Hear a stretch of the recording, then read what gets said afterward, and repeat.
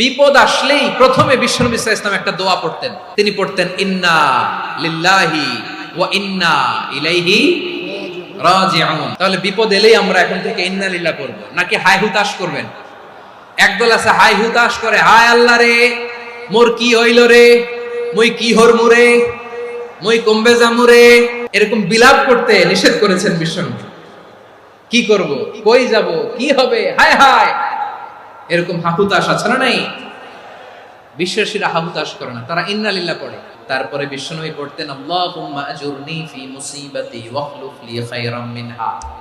একসাথে প্রথমে পড়তেন ইন্না লিল্লাহি ওয়া ইন্না ইলাইহি রাজিউন, তারপর পড়তেন আল্লাহুম্মা আজুরনি ফি মুসিবাতি ওয়াখলুফ লি খায়রাম মিনহা, মানে আল্লাহ এই যে আমি বিপদে ধৈর্য ধারণ করলাম এটার সব তুমি আমারে দাও, আর যেটা হারালাম এর চেয়ে ভালো কিছু দিয়ে মেকআপ করে দিও, ভালো কিছু দিয়ে বদল করে দিও। সুবহানাল্লাহ পড়েন।